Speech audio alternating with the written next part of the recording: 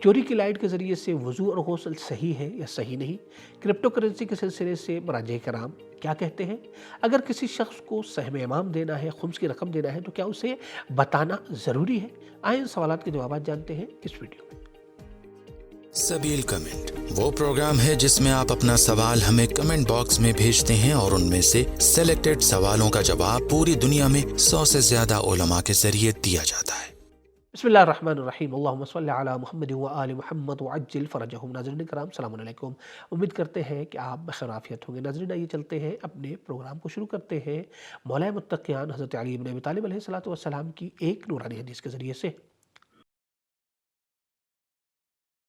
इमाम अलैहिस्सलाम इरशाद फरमाते हैं, अस्सब्रु सबरान, सब्रुन इंदल मुसीबती हसनुन जमील। सब्र की दो किस्म है। मुसीबत पर सब्र करना जो बहुत ही बेहतरीन और अच्छा काम है, लेकिन इससे भी बेहतर और अच्छा वो सब्र है जो हराम काम और गुनाह से बचकर किया जाता है।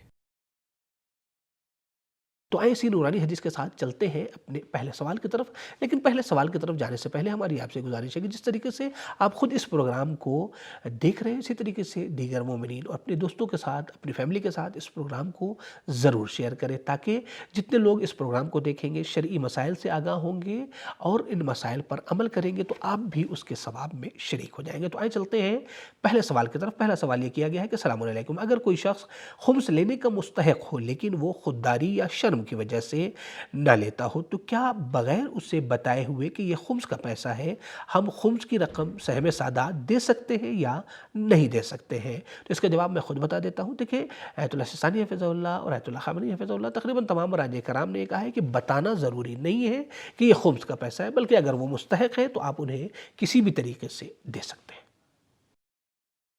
दोस्तों, अगर आपके ज़हन में कोई शरई सवाल मौजूद है तो आप यहीं कमेंट बॉक्स में अपने सवालात को पूछ सकते हैं, या आप हमारे दिए गए व्हाट्सएप नंबर पर भी अपने शरई सवालात को पूछ सकते हैं। टीम की पूरी कोशिश ये होती है कि आपके सवालात के जवाबात जल्द से जल्द आप तक पहुँचाएँ, और अगर आपका कोई पर्सनल सवाल है तो आप हमारी दी गई ईमेल आईडी पर अपने सवालात को पूछ सकते हैं। तो आइए चलते हैं अपने दूसरे सवाल की तरफ। दूसरा सवाल ये किया गया है कि क्या चोरी की लाइट और उससे भरा हुआ पानी, आया इससे वज़ू और गुस्ल सही है या बातिल? आइए जवाब सुनते हैं मौलाना के सवाल।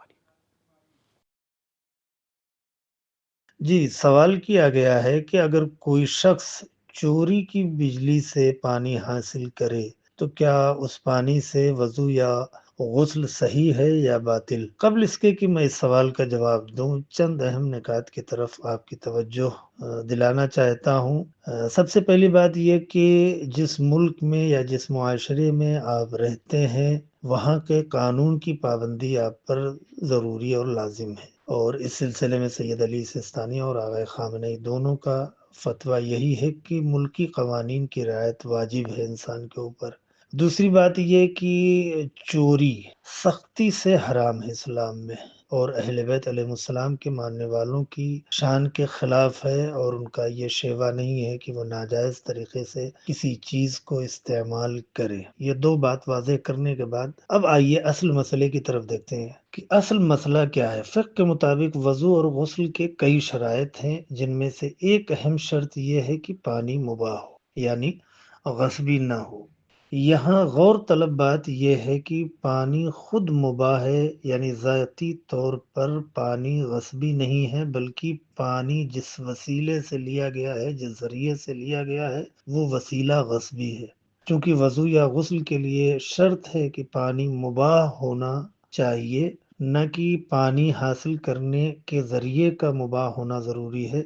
इसलिए इस पानी से अगर वज़ू किया गया है या गुस्ल किया गया है, तो आयतुल्लाह सिस्तानी और आगा सैयद अली ख़ामेनी रहबर मुअज़्ज़म के फ़तवे के मुताबिक दोनों सूरत में वज़ू और गुस्ल सही शुमार होगा, अगरचे चोरी का अमल बाज़ाते खुद हराम है और इंसान गुनहगार होगा। खुलासा क्या हुआ कि चोरी करना हराम है और उससे बचना ज़रूरी है, लेकिन अगर पानी बज़ाते खुद ग़स्बी न हो तो उससे किया गया वज़ू या गुस्ल सही है। वस्सलामु अलैकुम व रहमतुल्लाहि व बरकातुहू। मोमिनीन कराम, जैसा कि आपको मालूम है कि सबील मीडिया ग्रुप जितने भी प्रोग्राम आप मोमिनीन के सामने पेश करने की सआदत हासिल कर रहा है वो आप मोमिनीन के ताउन और सपोर्ट से है। लिहाजा सपोर्ट के लिए पैट्रियन के ज़रिए से मंथली मेंबरशिप हासिल कर सकते हैं, या इसके अलावा जितनी भी कम हो या ज़्यादा रकम के ज़रिए से आप सपोर्ट कर सकते हैं। पैट्रियन के लिंक डिस्क्रिप्शन में मौजूद है, इसी तरीके से अकाउंट डिटेल भी डिस्क्रिप्शन में मौजूद है। अगर नहीं तो आप हमारे व्हाट्सएप नंबर पर भी रब्ता कर सकते हैं और वहाँ से आप अकाउंट नंबर लेकर सपोर्ट कर सकते हैं। साथ ही साथ खुम्स की रकम के ज़रिए से भी सपोर्ट कर सकते हैं। महाराज कराम का इजाज़ा ख़ास तौर से आयतुल्लाह सिस्तानी हफ़िज़हुल्लाह और रहबर शहीद का इजाज़ा मौजूद है। तो आए चलते हैं अपने आखिरी सवाल की तरफ। आखिरी सवाल ये किया गया है कि क्रिप्टो करेंसी का इस्लाम में क्या हुक्म है, आया ये जायज़ है या जायज़ नहीं है, बिटकॉइन के सिलसिले से भी ज़रूर बताएंगे। तो आए जवाब सुनते हैं मौलाना के सवाल। बिस्मिल्लाहिर्रहमानिर्रहीम।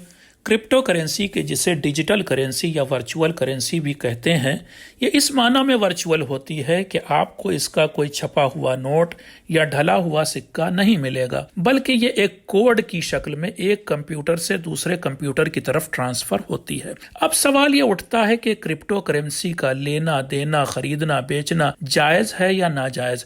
इस सिलसिले में हमारे मुज्तहिदीन व मराजे क्या कहते हैं? तो सबसे पहले मैं आयतुल्लाहुल उज़्मा सीस्तानी हफ़िज़हुल्लाह का नज़रिया इस सिलसिले में बयान करने जा रहा हूँ।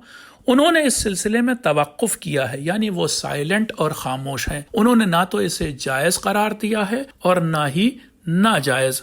अब जब ऐसा होता है कि एक मुज्तहिद किसी मसले में तवक्कुफ़ करता है तो एक कानून जारी होता है जिसे अल-आलम व फ़ल-आलम का कानून कहते हैं। यानी अगर एक आलम खुलकर कोई फतवा नहीं देता है तो फिर हम एक ऐसे आलम की तरफ रुजू करते हैं जो खुलकर फतवा देता हो।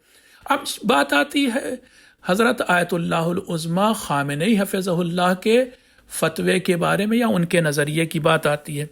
तो वो कहते हैं कि क्रिप्टो करेंसी का बेचना, ख़रीदना और प्रोड्यूस करना जमहूरी इस्लामी ईरान के कानूनों के ताबे है। यानी अगर ईरान की इस्लामी हुकूमत, वहाँ की पार्लियामेंट इसे जायज़ कहे तो ये जायज़ होगी, और अगर नाजायज़ कहे तो नाजायज़ होगी।